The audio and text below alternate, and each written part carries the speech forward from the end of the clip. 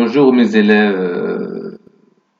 Suite des leçons de révision pendant cette période, on entamera aujourd'hui le deuxième chapitre concernant le métamorphisme et sa relation avec la tectonique des plaques. On a proposé comme introduction à ce chapitre une carte géologique au niveau des Alpes franco-italiennes. Donc, dans cette carte-là, on rencontre des structures rocheuses qu'on savait déjà auparavant et d'autres, de nouveaux roches. C'est la première fois qu'on peut les entendre, leur nomination. Par exemple, les roches sédimentaires, on les a vues pendant la dernière année, la première séance. Ici, on a aussi des roches laissées, donc non métamorphisées, c'est-à-dire qu'elles sont restées à l'état normal, mais avec plissement. Donc, il y a des plissements. Aussi, on rencontre ici des roches déjà vues dans l'obduction, le phénomène d'obduction qu'on appelle les ophiolites, donc les métagabbros et les métapéridotites, les roches de la sténosphère, la gabbro et roches du croûte océanique, qui sont métamorphisées et sont devenues des métagabbros. Donc, ça donne une idée que cette région-là a reconnu une obduction. Ça veut dire qu'il y avait un océan qui séparait les deux continents africains et européens. Ces roches-là, ce sont les roches en jaune et en vert et en bleu et aussi en pointillé. Ce sont des roches, des nouveaux roches.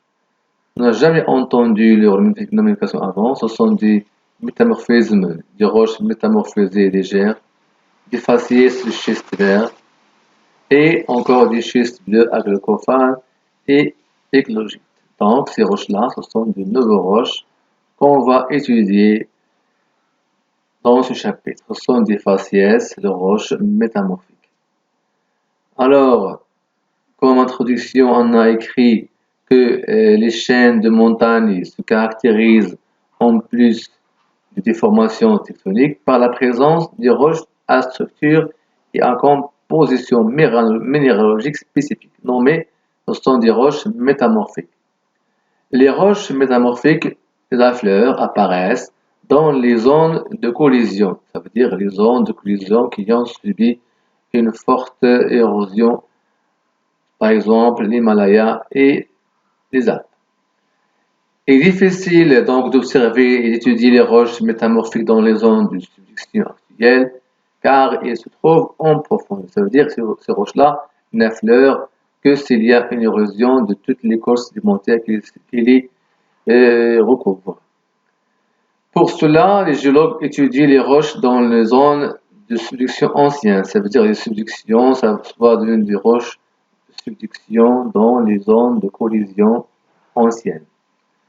Donc, on va faire une étude structurale, une étude de composition chimique, minéralogique et structurale de ces roches pour en tirer des conclusions concernant, d'abord, on a défini une métamorphisme, ça veut dire on a donné une définition au phénomène de métamorphisme, puis on va entamer les facteurs responsables de différentes transformations.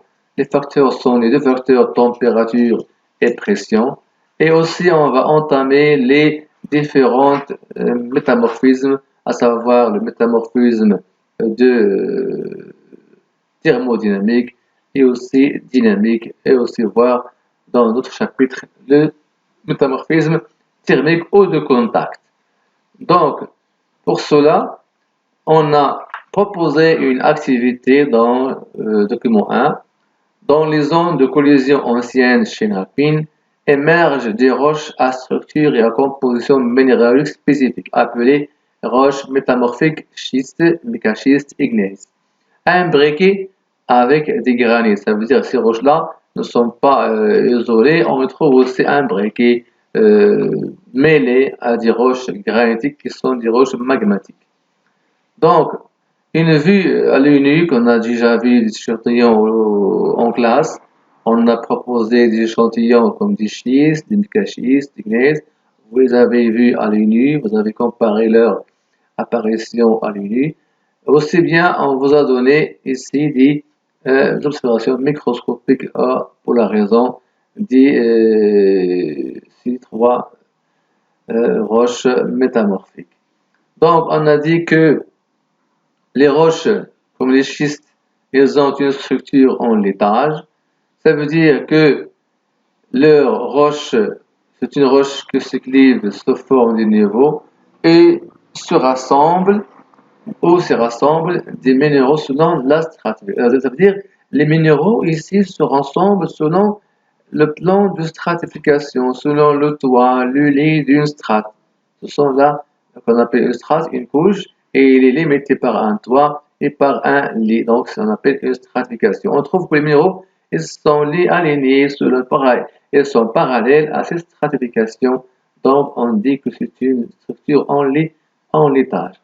Par contre, dans les roches de mécaschiste, on voit bien qu'il y a des minéraux ici qui sont bien des roches, des minéraux de quartz, aussi de quartz de blanc, aussi des mécas noirs, ici, des mécas. Donc, ils forment une sorte de lit, une sorte de feuillet, mais moins épaisse.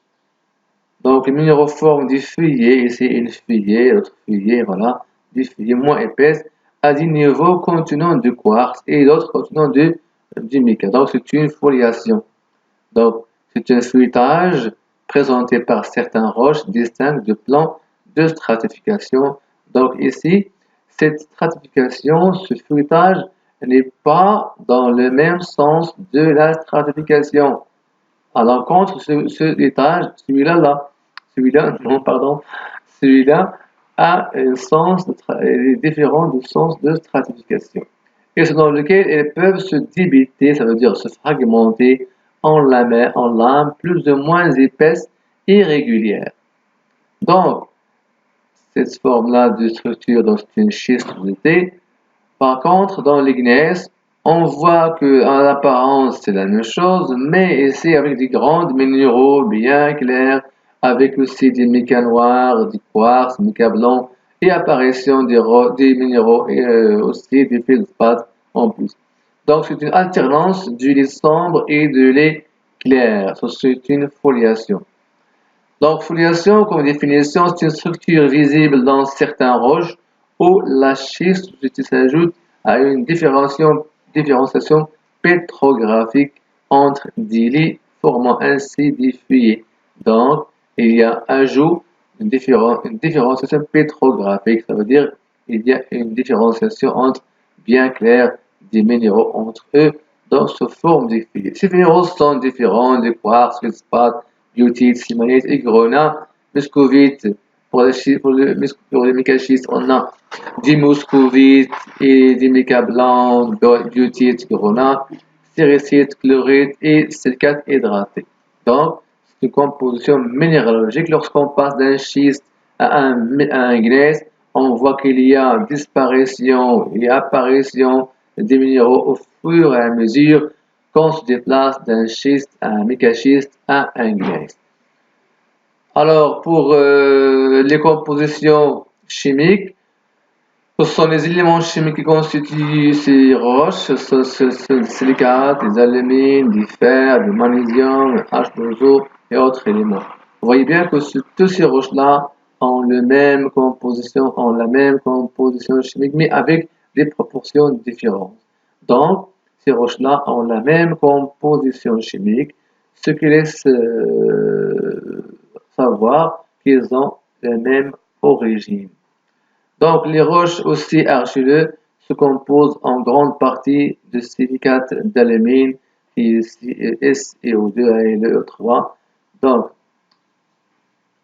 à partir de cette étude-là, de ces trois roches, on a dit que ces roches-là viennent d'une transformation d'une roche d'origine sont des roches argileuses. De cette étude-là, on a donné une définition primaire à ce qu'on appelle le phénomène de métamorphisme.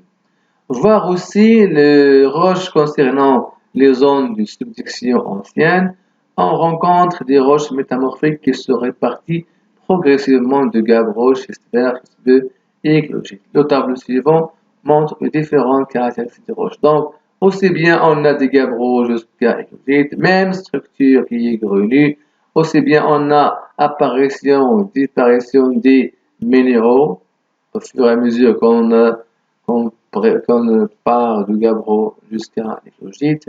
Présence de l'eau d'une façon de gabbro hydratée. Lorsqu'on parle de schistosphère, on y a déshydratation de ces roches.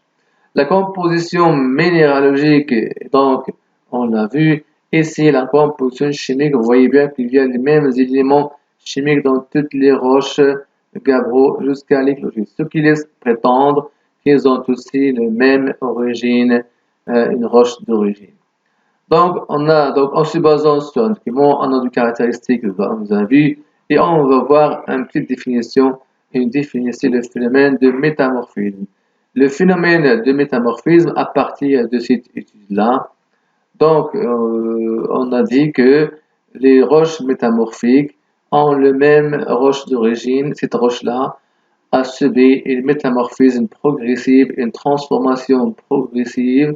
Cette transformation affectera la structure et affectera la composition minéralogique sans changement de composition chimique.